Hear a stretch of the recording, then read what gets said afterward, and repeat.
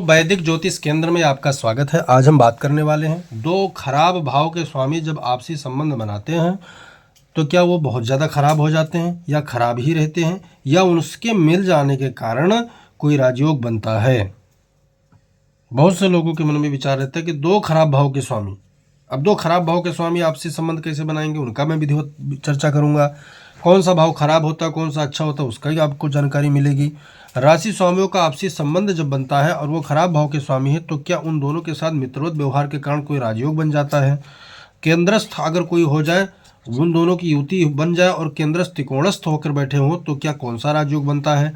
इन सब बारे में डिटेल से आपको चर्चा वैदिक ज्योतिष के नियमानुसार सूत्रों के अनुसार आपको मिलेगा। आज मेरा जो सूत्र है भृगु नंदी नाड़ी ज्योतिष से मैंने ये सूत्र लिया है। लाल किताब में भी इसका आंशिक वर्णन मिलता है, परंतु फिलहाल संपूर्ण विधि विधान से जो आपको दिखाऊंगा आज मैं दूंगा सूत्र, वो क्या है, भृगु नंदी नाड़ी ज्योतिष का ये सूत्र भृगु महर्षि भृगु का दिया गया सूत्र है। दो खराब भाव के स्वामी आपसी संबंध बनाए और बन जाता है राजयोग। कैसे बनता है उसके विषय में चर्चा करेंगे। चलिए वीडियो स्टार्ट करते हैं। मित्रों आप यहाँ विषय आप यहाँ देख लीजिए, दो खराब भाव आपसी संबंध व राजयोग। अब यहाँ दो खराब भाव यानी कि जैसे मान लिया कोई खराब भाव हो तो हमने यहाँ भाव लिख रखा है। एक तो छठा भाव खराब में आता है, आठवां भाव खराब में आता है, 12वां भाव खराब होता है, 11वां भाव खराब होता है, तीसरा भाव खराब होता है, दूसरा खराब होता है और 7वां खराब होता है। कैसे खराब होता है, ये जो तीन भाव हैं छठा, 8वां और 12वां, ये तो त्रिखड़ाय में आ गए। त्रिखड़ाय का अर्थ ये होता है हमेशा ही ये खराब भाव रहेंगे, इनका मतलब कैटेगरी ही है। दो भाव 11 और तीसरा क्या काम करते हैं, बाधक भाव कहे गए हैं, और दूसरा और 7वां भाव क्या कहा गया है, मार्केश कहा गया है, मारक भाव कहा गया है। तो इनका जो कैटेगरी निकल के आया, जो ये 7 भाव हमने लिए हैं, इनमें बैठे इनका स्वामी हमेशा क्या आनेगा, कहीं ना कहीं जो है परेशानी उत्पन्न आपके जीवन में करेगा। कुंडली में अगर ये बैठे हैं तो हमें इन्हीं 7 भावों के स्वामियों की जो है योग संबंधी ऊपर दृष्टि के ऊपर विचार करना है। कैसे विचार का यहाँ जो सूत्र है वो है युति योग, संबंध योग, मित्र योग, केंद्रस्थ योग और त्रिकोणस्थ योग। इतने सूत्रों पर विचार करेंगे। तो सबसे पहला हमने जो भाव लिया वो कौन सा है, छठा। मान लिया छठे भाव का यहाँ जो राशि लिखी उसका स्वामी कौन हुआ, छठे भाव का बुध। यहाँ 6 नंबर का स्वामी कौन हुआ, बुध ग्रह। ठीक है, ये भी साथ साथ लिखते जा रहा हूँ। बुध ग्रह बैठा हुआ है। बुध ग्रह अगर यही हो, अगर बुध अपनी ही राशि में बैठा है तो बुध पावरफुल हो जाएगा 100%, उनमें कोई दिक्कत वाली बात नहीं है। पहला चीज। दूसरा भाव है 8वां, इसका स्वामी कौन हुआ, 8 नंबर का स्वामी कौन हुआ, मंगल।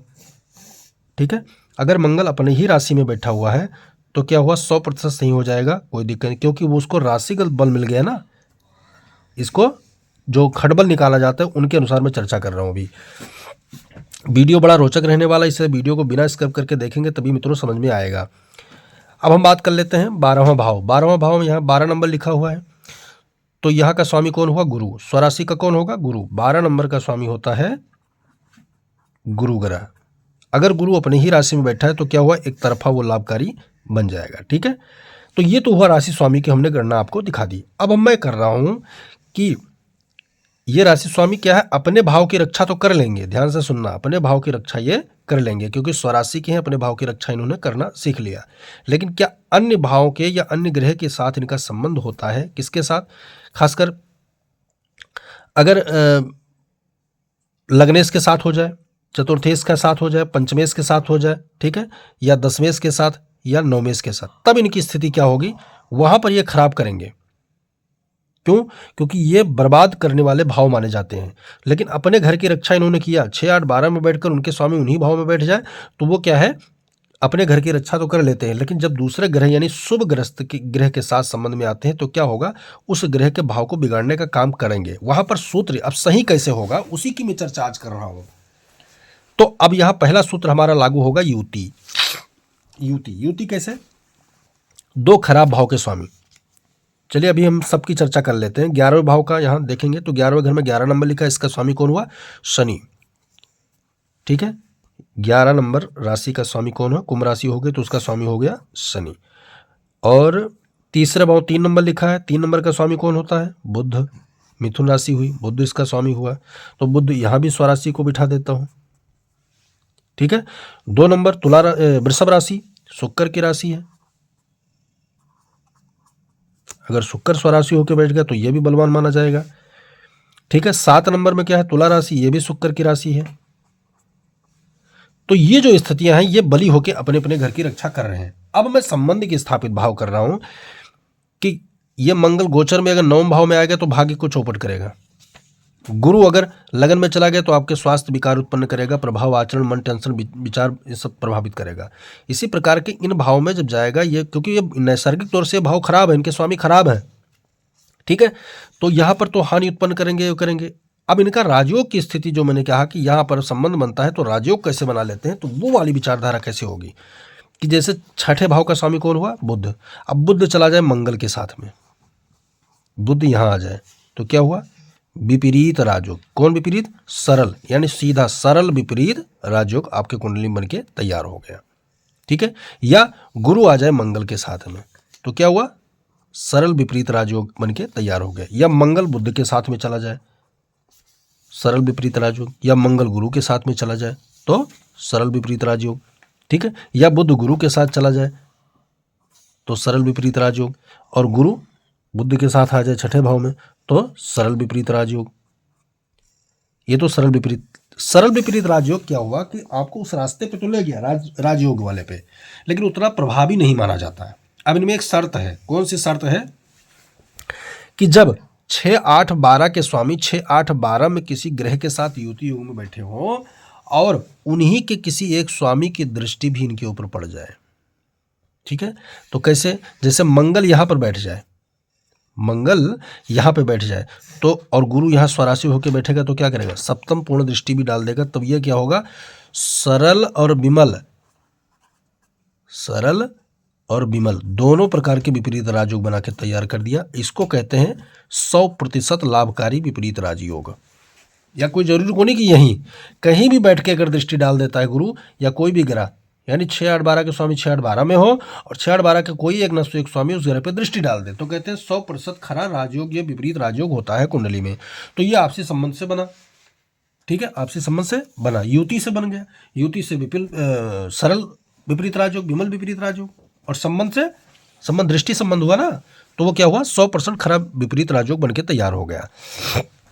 अब मैं बात कर रहा हूं कि मित्र योग क्या होता है। जैसे गुरु और मंगल परम मित्र ग्रह हैं, बुध मंगल की शत्रुता है और बुध गुरु की शत्रुता है, तो यहां पर एक दृष्टि में केवल बन सकता है क्या, बुध गुरु एक साथ, चाहे अपने इस भाव में बैठे हो, चाहे इस भाव में बैठे हो, चाहे किसी भी भाव में बैठे हो, तो क्या होगा कि जिस भाव में बैठे बस वो भाव के स्वामी उससे संबंध क्या हो, मित्रवत रखें। जैसे उदाहरण तौर पे मैं आपको बता दूं कि मंगल और गुरु की युति 5 नंबर में हो जाए, यहां पर ये दोनों ग्रह यहां आके बैठ जाएं तो सूर्य की राशि है 5 नंबर सिंह राशि, तो इन दोनों के मित्र ग्रह हैं, तो क्या हुआ, ये भी एक राजयोग बन के तैयार हो गया। ठीक है, अगली बात करता हूं, यहां पर एक चीज और आ गया, ये दोनों ग्रह त्रिकोणस्थ भी हो गए, साथ साथ त्रिकोण में बैठे ना, 1, 5, 9 त्रिकोण का भाव होता है। अब यही योग अगर यहां पर आकर बैठ जाए, ठीक है, यही योग यहां पर आकर बैठ जाए तो यहां पर भी दोनों मित्र राशि में, लेकिन मंगल की ये नीच राशि भी हो जाती है और गुरु की उच्च राशि है, तो एक राजयोग यहाँ एक्स्ट्रा तौर पर पावर यानी बल को बढ़ाएगा, वो होगा नीच भंग राजयोग। तो यहाँ वाला जो है वो चाहे 100 दे, लेकिन यहाँ वाला 200 देगा, और साथ में ये केंद्रस्थ वाला स्थिति भी बनके तैयार हो गया। तो दो खराब राजयोग कभी भी पूरी तरह, दो खराब भाव के स्वामी कभी भी पूरी तरह बर्बाद हो जाए कुंडली में, ऐसा योग सामने नहीं आता है। ठीक है, यही सूत्र हम अप्लाई करेंगे 11 और तीसरे भाव में और दूसरे 7वें भाव के। 11वें घर का स्वामी कौन है, शनि है, तीसरे घर का स्वामी बुध है, ये दोनों आपसी कौन है, मित्र ग्रह हैं। इन दोनों की युति चाहे यहां आ जाए चाहे ये शनि यहां चला जाए, ठीक है, यहां आ जाए तो क्या हुआ, बल बढ़ गया। राजयोग तो नहीं बनाएंगे, राजयोग बनने के लिए क्या होगा कि केंद्रस्थ और त्रिकोणस्थ को भाव चाहिए, क्योंकि स्पेशल राजयोग इनके भाव में तो है नहीं कोई, लेकिन बल बढ़ जाएगा। बल क्या बढ़ जाएगा, आपके पराक्रम राजयोग दे देंगे आपको, और यहाँ पर जो है इनकम राजयोग प्रदान करेंगे ये दोनों ग्रह। लेकिन यही केंद्रस्थ हो जाते हैं, जैसे शनि बुध की युति यहाँ अगर आ जाए, शनि बुध की युति जो है यहाँ आ जाए तो क्या होगा, इनको स्टेटस पावर मिल जाएगा कि अंदर तो त्रिकोणस्थ का, साथ में स्वराशि का, उच्च राशि का। तो एक्स्ट्रा बल जब किसी को मिलता है और भाव शुभ मिल जाए तब कहते हैं राजयोग का निर्माण होता है। अब बात करते हैं दूसरे और सातवां, क्योंकि ये मार्केश के जो भाव होते हैं इनका क्या स्थिति है। मित्रों, मार्केश अकेला जब होता है तभी वो कष्ट देता है, ध्यान रखना। जैसे यहाँ इस कुंडली का मेष लगन में कौन मार्केश होता है, परम मार्केश शुक्र ग्रह है। तो शुक्र ग्रह अगर जीवन में कहीं में महादशा में अगर अकेला चलेगा, अकेला अगर चलेगा ये, तो क्या होगा, मारने का काम करेगा। लेकिन शुक्र ग्रह के सामने भाव में बैठे हुए कोई ग्रह हो, शुक्र ग्रह का कोई मित्र हो, या शुक्र की राशि में उच्च वाला। अब सामने में कौन है, मंगल, ठीक है। और मित्र ग्रह कौन है इसका, बुध भी है और शनि भी है। और उच्च कौन होता है शुक्र की राशि में, शनि।